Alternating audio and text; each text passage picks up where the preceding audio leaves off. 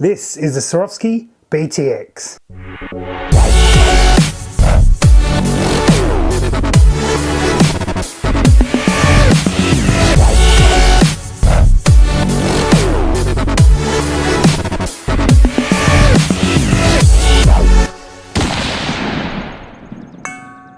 Fundamentally, it's a spotting scope. It looks pretty weird. As you can see, it's got one major difference to a normal spotting scope. Sort of looks like it's got a spotting scope on that end, but then a set of binos shoved in this end and molded together somehow.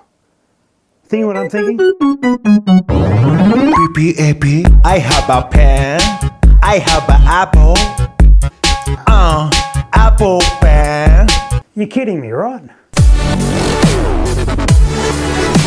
I guess it's really going to depend when you're looking for sort of premium optical clarity with a really comfortable eye setup versus the weight. In a lightweight hunting environment where you're maybe stalking in for days, really not ideal perhaps. From a long range perspective or target shooting, long range hunting where you're sort of based on one position, it would be absolutely sensational. Wouldn't be much better out than this. This is actually part of a system where you can take the binos off and this part here can attach with an angled or a straight eyepiece. That actually brings the weight down significantly, even with the eyepiece on it. That could be a really good option.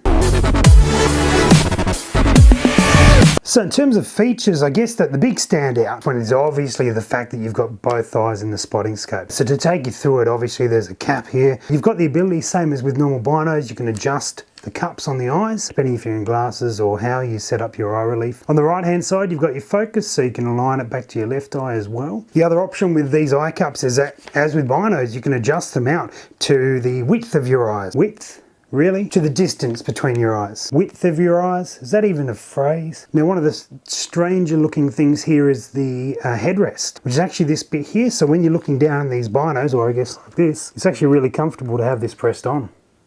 Headrest is adjustable as well. You can push it in or push it out depending on where your forehead sits. Really? Now these things are fairly common on some spotting scopes, and usually it's hollow and you see through it, and that means that wherever you're looking through there, it'll pick you up on target. What I found with this one is I actually can't see through that. I just get light through it, and there's like a centered dot with sort of some lines around the outside. I thought when I originally tried it that perhaps this was not going to be so ideal, despite not being able to see an actual picture in there. Just wherever it's pointing, wherever it's blocking downrange, is where this is looking. As you come through the middle, you've got your focus through here. Now there are magnification options on the other types of spotters, but with this one here, it's a fixed magnification, but you can get multipliers to increase that magnification as well. Set on 30 power as it comes standard. You've got your tripod mount here that gives you a full 360 degrees around, so you can mount it whichever angle you need to, so you can see through it comfortably. On the spotting scope side of things, we can pop out a sunshade. And then there's a cap in the end as well. What I love about this.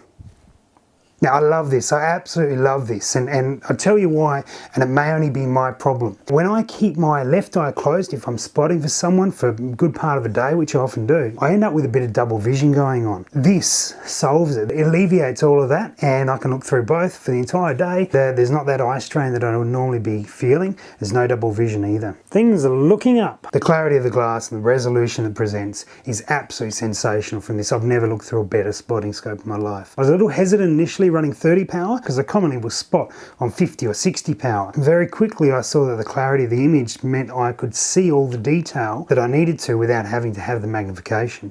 Nothing's perfect though.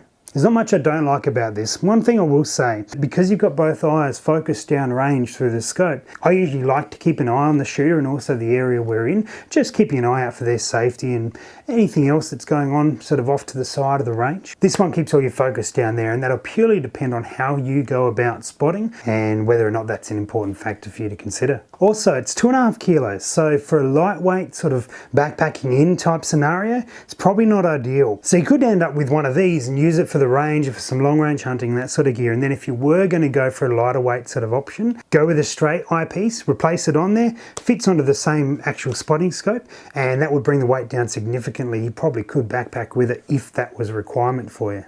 Oh, I've just found another market for it, abseilers. You can watch them dropping down.